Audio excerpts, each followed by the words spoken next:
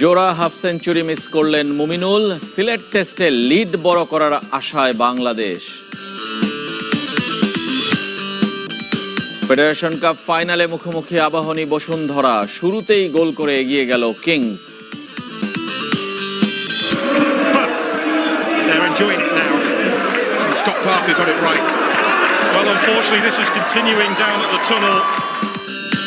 মেজাজ হারালেন হামজা, সরাসরি প্রিমিয়ার লিগে উঠতে ব্যর্থ শেফিল্ড। রাতে ইংল্যান্ডে ম্যান সিটি, স্পেনে নামছে বার্সেলোনা। বাংলাদেশ জিম্বাবুয়ে সিলেট টেস্টের খবর। বৃষ্টির বাধায় 3 ঘন্টা পর শুরু হয়েছে তৃতীয় দিনের খেলা। দ্বিতীয় ইনিংসের লিড নিয়ে ব্যাট করছে বাংলাদেশ। সবশেষ সংগ্রহ 3 উইকেটে 150 রান।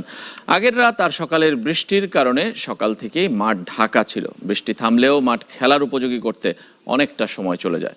অবশেষে দুপুর 1টায় 2 অপরাজিত ব্যাটার মুমিনুল হক এবং মাহমুদুল হাসান জয় মাঠে নামেন। 25 রানে পিছিয়ে তৃতীয় দিন শুরু করে বাংলাদেশ। মাহমুদুল হাসান জয় 33 রানে ফিরলে ভাঙে 60 রানের জুটি। এরপর মুমিনুলের সঙ্গে 65 রানের জুটি বেঁধে অধিনায়ক নাজমুল হোসেন শান্ত। 3 রানের জন্য হাফ সেঞ্চুরি মিস করেছেন মুমিনুল। প্রথম ইনিংসে বাংলাদেশ 191 রানে অল আউট হয়। 273 রান তুলেছিল জিম্বাবুয়ে। নষ্ট হওয়ার সময় পুষিয়ে নিতে দুপুর 3টা 20 মিনিটে আজকের চা বিরতি হবে আর সন্ধ্যা 6টা পর্যন্ত চলবে খেলা। প্রথম 2 দিনেও আলোক স্বল্পতায় অন্তত 20 ওভার খেলা কম হয়েছে।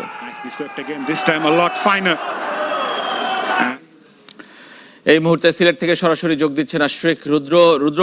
সিলেট টেস্টের তৃতীয় দিন, দ্বিতীয় সেশনের খেলা চলছে। আমি যদি বলি, মানে পুরো টেস্টের অর্ধেক শেষ হয়েছে। এই অবস্থায় টেস্টটা কোন পথে যাচ্ছে, কিংবা এই টেস্ট বাংলাদেশের নিজেদের করে নিতে আসলে কত রানের লিড দরকার মনে হচ্ছে? আজকে মূলত এই প্রথম সেশনটা বৃষ্টিতে ভেস্তে যাওয়ার কারণে বাংলাদেশের জন্য টেস্টটা একটু চ্যালেঞ্জিং। কারণ তারা যদি একেবারে আজকে দিনের শুরু থেকে খেলতে পারতো তাহলে হয়তো স্কোর বোর্ডের রান আরেকটু জমা হতো। এবং যদি আসলে সিলেট টেস্ট জিততে হয় তাহলে বাংলাদেশকে কিন্তু প্রায় 300 রানের মতো লিড অন্তত দিতে হবে যদি নিরাপদে থাকতে চায়।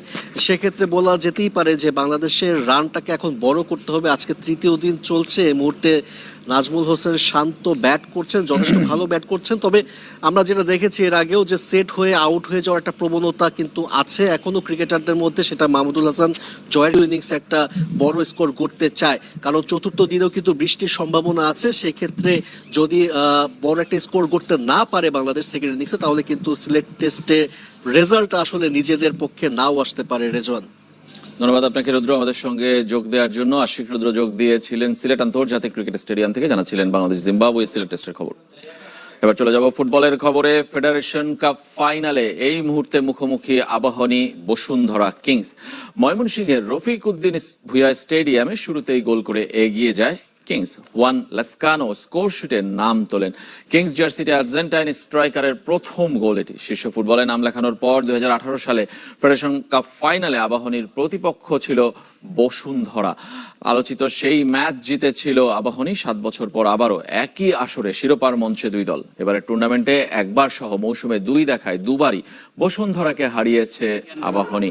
কোয়ালিফায়ার 1-এ লাল কার্ড দেখায় আবাহনী। এই ম্যাচে পাচ্ছে না ডিফেন্ডার আসাদুজ্জামান বাবলুকে, আর কার্ড জটিলতায় কিংস মিস করছে মুজিবুর রহমান জনি। বসুন্ধরার সামনে পঞ্চম ফাইনাল আর আকাশী নীলদের 21তম শিরোপার হাতছানি।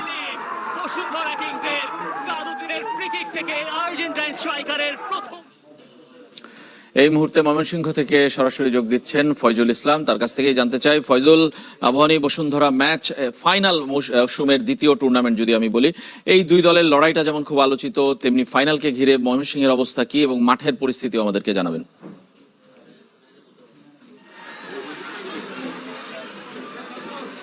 রেজওয়ান, আমি শুরুতে একটি আপডেট দিয়ে শুরু করতে চাচ্ছি। সেটি হচ্ছে যে যেখানে আমি কানেক্টেড আপনার সঙ্গে, সেই মুহূর্তে কিন্তু আবাহনী একটি গোল করে ফাইনাল ম্যাচটাকে আসলে সত্যিকার অর্থে জমিয়ে তুলেছে। অর্থাৎ ম্যাচে এখন কিন্তু 1-1 সমতা। ইব্রাহিম কিন্তু আবাহনীকে সমতা এনে দিয়েছেন। আর রেজওয়ান যে প্রশ্নটা করছিলেন যে আসলে ঢাকার বাইরে ফুটবল হলেই বেশি উন্মাদনা থাকে দর্শকের মাঝে, আর এখন তো ফুটবলের উন্মাদনা খুবই বেশি।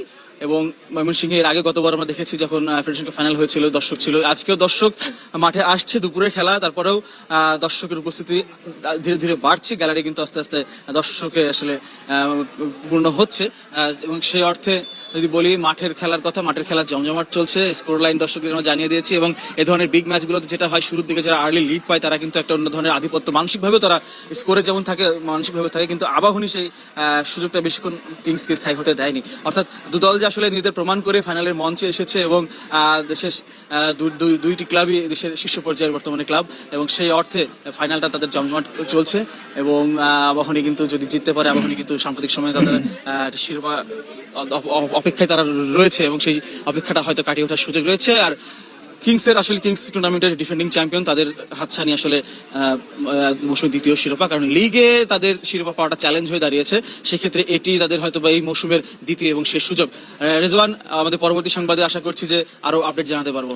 ধন্যবাদ আপনাকে ফয়জুল, আমাদের সঙ্গে যোগ দেওয়ার জন্য। ময়মনসিংহ থেকে ফয়জুল জানাচ্ছিলেন ফেডারেশন কাপ ফাইনালের আপডেট, এবং সবশেষ খবর 1-1 সমতায় কিন্তু এগিয়ে চলেছে আবাহনী বসুন্ধরা কিংস ম্যাচ। প্রতিপক্ষ খেলোয়াড় আর সমর্থকদের আচরণে মেজাজ হারালেন হামজা চৌধুরী। জড়িয়ে পড়লেন হাতাহাতিতে। বাংলাদেশ মিডফিল্ডারকে উত্তক্ত করায় বার্নলির ইগান রিলেকে ইনস্টাগ্রামে রীতিমতো তোপের মুখে ফেলেছেন বাংলাদেশি সমর্থকরা। এদিকে আগামী মৌসুমে সরাসরি প্রিমিয়ার লিগে খেলার সুযোগ হারিয়েছে শেফিল্ড ইউনাইটেড। একে তো পরাজয়, তার উপর প্রতিপক্ষ দর্শকদের বর্ণবাদী আচরণ কতক্ষণ আর সহ্য করা যায়? ধৈর্য ধরে রাখতে পারেননি হামজা চৌধুরীও।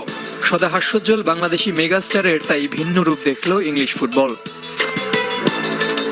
সোমবার রাতে চ্যাম্পিয়নশিপ লিগের গুরুত্বপূর্ণ ম্যাচে বার্নলির কাছে 2-1 গোলে হারের পরই বাধে বিপত্তি। টার্ফ মুরে হামজার সাথে তর্কে জড়ান বার্নলি ডিফেন্ডার ইগান রিলে। মাঠে ঢুকে পড়েন স্বাগতিক কিছু উগ্র সমর্থকও। শুরু করেন হামজার সাথে বর্ণবাদী আচরণ। তাতে মেজাজ হারান তিনি। পরিস্থিতি নিয়ন্ত্রণে আনতে হস্তক্ষেপ করতে হয়েছে নিরাপত্তা কর্মীদের। যদিও শেষ পর্যন্ত কোনো রকম দুর্ঘটনা ছাড়াই মাঠ থেকে সরিয়ে নেওয়া হয় বাংলাদেশি মিডফিল্ডারকে। ঘটনার পর বার্নলির স্পোর্টসম্যানশিপ স্পিরিট নিয়ে যেমন প্রশ্ন উঠেছে, তেমনি সমালোচনার মুখে তাদের উগ্রবাদী সমর্থকরা। বিপরীতে দুঃসময় সমর্থকদের পাশে পাচ্ছেন হামজা। স্বদেশি ফুটবলারের উপর এমন ন্যাক্কারজনক ঘটনায় ঝাঁপিয়ে পড়ছেন তার বাংলাদেশি সমর্থকরা, যাদের নিশানায় বার্নলির ইগান রিলে। ইনস্টাগ্রামে রীতিমতো তোপের মুখে এই ইংলিশ ডিফেন্ডার। ফ্যানদের পাশে পেলেও কঠিন বাস্তবতার মুখোমুখি হামজা চৌধুরী। এখনো অনিশ্চিত আগামী মৌসুমে তার প্রিমিয়ার লিগে খেলা। এরই মধ্যে চ্যাম্পিয়নশিপে নেমে গেছে তার মূল দল লেস্টার সিটি। আর চ্যাম্পিয়নশিপ থেকে সরাসরি প্রমোশনের আশা শেষ ধারে খেলা শেফিল্ডেরও। শেষ 5 ম্যাচের 4টিতে হেরেছে দ্য ব্লেডস। এখন প্লে অফে নির্ধারিত হবে তাদের প্রিমিয়ার লিগ ভাগ্য। ঝের সাগর, চ্যানেল 24। স্প্যানিশ লিগে শিরোপার রেসে এগিয়ে যেতে রাতে নামছে বার্সেলোনা। এস্তাদিও লুইস কোম্পানিজে রাত 1টায় আতিথ্য দেবে মায়োর্কাকে। আর ইংলিশ প্রিমিয়ার লিগে সেরা 5-এর লড়াই টিকে থাকতে ম্যানচেস্টার সিটির প্রতিপক্ষ অ্যাস্টন ভিলা এতিহাদ স্টেডিয়ামে। ম্যাচ শুরু রাত 1টায়। শিরোপার স্বপ্ন শেষ হয়ে গেছে আগেই। শঙ্কা আছে